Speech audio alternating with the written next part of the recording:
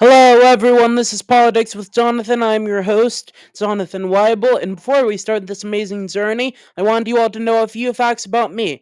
My name is Jonathan Weibel. I will be attending LaGrange College starting next Thursday, and I will be majoring in political science and minoring in theater, with the intention to eventually run for political office. And now, one reason I'm doing this is, of course, in order to run for political office, you sort of need a name for yourself. And the second reason I'm doing this is because for so long, all of these political channels have such a bias behind their political predictions that is so agitating to me. They either are incredibly skewed to the Democratic Party or either incredibly skewed towards the Republican Party. And those predictions aids terribly. And I believe that you cannot correctly predict election results if you go in with your bias dictating what you think will happen. That never works out well for you. And that is something I aim to fix on YouTube. Starting out, the first prediction I made, I got into politics about a year ago. I know, pretty quick turnaround. I predicted that Donald Trump would win the 2024 election with 312 electoral votes compared to Kamala Harris's 226 electoral votes. That prediction was accurate, completely accurate. What you should expect from me is I'll be posting about twice a week, though that could change a bit due to my job or my schoolwork that I have to do. My schoolwork specifically may fluctuate week to week. Um, and today we're going to be starting out with Georgia because the 2026 Georgia Senate race. Now, you may be asking, Jonathan, why are we starting on 2020 through 2021? Well, the reason is we need to look at history 6 years ago. Excuse me, it'll be 6 years at that point. This was 4 years ago to see how 2026 may play out. So, incumbent Senator David Perdue, who was elected to his first term in 2014, is running for re election. He was elected to his first term by about 8 points. He is running against Jon Ossoff, a filmmaker and a congressional candidate in 2017. Now, let's hop down to the general election. We're going to the polling here. To start off with, David Perdue maintained a pretty comfortable lead over Jon Ossoff. Going until about October, Trump's polling at this time started to tank. Perdue started to tank along with it. Going to the 2020 election, Trump heavily outperformed the margins people expected from him. So Perdue, due to that, ended up winning the first round with 49.73% of the vote compared to Ossoff's 47.95% of the vote. But due to no candidate getting over 50% of the vote, this race was headed to a runoff. And to start off with, David Perdue made two key mistakes in this runoff. The first thing was he was sort of caught in a predicament, and he could have argued that Donald Trump lost the 2020 election, which would have alienated the traditional Republican base. Wait, Donald Trump. Yeah, okay. I think I got. Let me start that over. If he said Donald Trump won the 2020 election, he would have alienated traditional Republicans and would have hyped up the MAGA base. If he argued that Donald Trump lost the 2020 election and Joe Biden won, then he would have alienated the MAGA base, and he would have hyped up traditional Republican voters. He went with the first decision, and also something that came along with that is if he went with the second decision, he could have argued that he was the last hope for the GOP to maintain control of the Senate 51 to 49, and he was the only thing stopping the Democrats from getting a trifecta. The second thing that hurt him is there was a debate scheduled for December 2020 in which David Perdue and Jon Ossoff were supposed to have their third debate. David Perdue ended up declining that debate, but the debate organization still decided to hold it. And Jon Ossoff, with his allotted time of 30 minutes, was basically slamming Perdue for being a coward and a bunch of other stuff. And I do agree that made him look very cowardly and made it look like he did not care to represent his constituents. And we saw that with this result. Let's go to runoff. Jon Ossoff won with 50.61% of the vote, compared to David Perdue's 49.39% of the vote. We also saw from a CNN exit poll that David Perdue did indeed alienate some more of the conservative voters, because Jon Ossoff heavily outperformed him with gaining conservatives compared to David Perdue getting liberals. I think it was like 15-6 based off that poll. Now, we can go over to 2026, and the first thing we need to talk about with this election is the fact that Jon Ossoff has a crazy amount of money.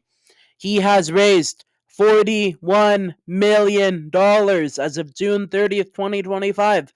At this stage in the campaign, that is an insane amount of money. I cannot stress that enough. Now, we need to look at the two things that may be hurting Jon Ossoff going into this election. One thing is, there's an interesting poll that came out by Singal, March 9th through 10th, 2025, where Jon Ossoff was polled against a generic Republican. They were in a dead heat, 44% to 44%. But then the people being polled were told that Jon Ossoff supports men and women's sports, and the generic Republican sought up 6%. That's something, in my opinion, that's wrong with the current Democratic Party. They're taking 80-20 issues. 80% approve, 20% oppose. They're on the side of the 20%. It doesn't bode well for you in elections. The second thing is black voter turnout. Ossoff is going to struggle with this. The reason Raphael Warnock did so well is because he was black minister of Ebenezer Baptist Church, and he has been a well-known name, and also he really tried to get the blackface out vote, and Stacey Abrams also had her campaign going on at the time. And Raphael Warnock ended up winning 90% of the black vote and had record black voter turnout for the midterms in Georgia. And in comparison, Herschel Walker is also black, only got like 8% of the vote. That was pretty bad for him. It just showed how powerful of a candidate Raphael Warnock was when it came to that. Jon Ossoff, though, is simply not going to have that. I believe the black voter turnout is severely going to go down going into this midterm without Raphael Warnock. Now, we need to look at the Republican candidates for this race. So, we have Buddy Carter, a U.S. representative from Georgia's 1st Congressional District, and Derek Dooley, a former Tennessee Volunteers football head coach. And now, first, talking about Buddy Carter, he's represented the 1st Congressional District since 2015. Yeah. And in my opinion, branding yourself as a MAGA warrior in Georgia does not really work very well for you. We've seen that with states like Pennsylvania, Doug Mastriano, or Arizona with Blake Masters, running these very heavy MAGA candidates, and more moderate, or in Georgia's case, conservative leaning states. I'd say it's tilt are in the federal level. It doesn't work very well for you. And I think if Buddy Carter were to go up against Jon Ossoff, I heavily believe that Jon Ossoff would be able to target those weaknesses very effectively, and I think he would lose by a.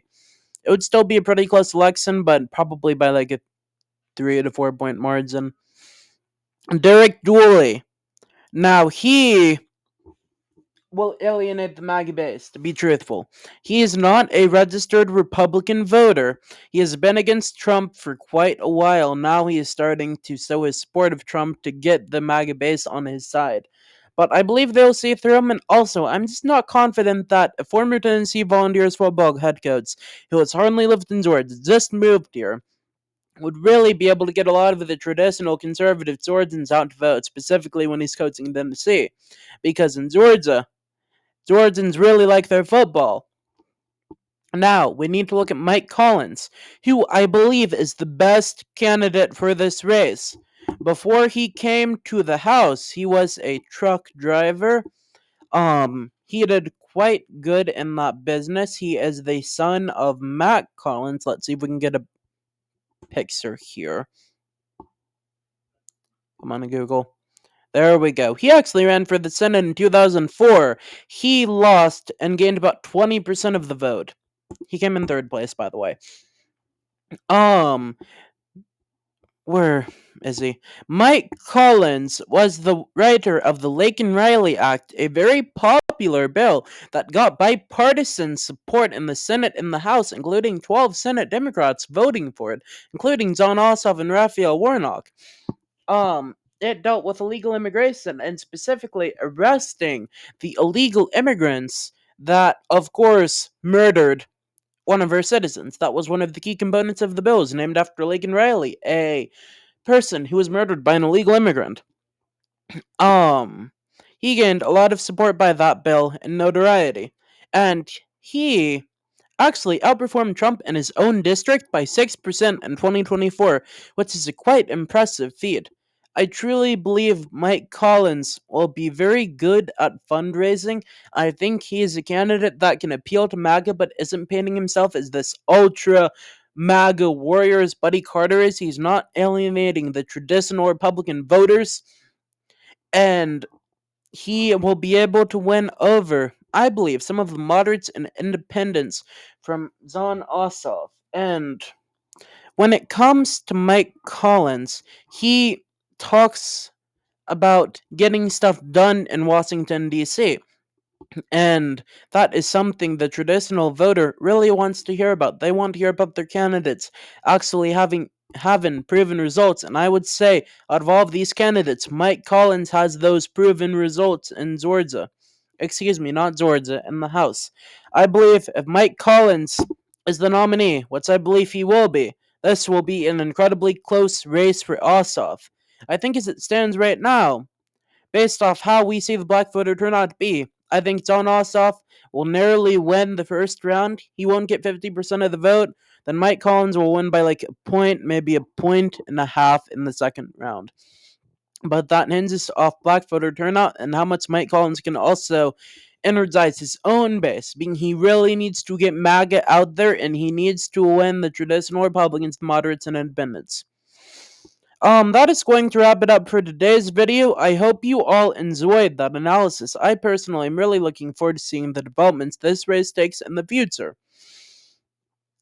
I hope you all enjoyed, and I will see you for the next video. Also, in the comments section, please leave me your feedback, and if you are interested in this video or video series, please promote it to people you may think may be interested, because this is a movement we want to create on my political YouTube channel, and I really hope you all enjoy this ride.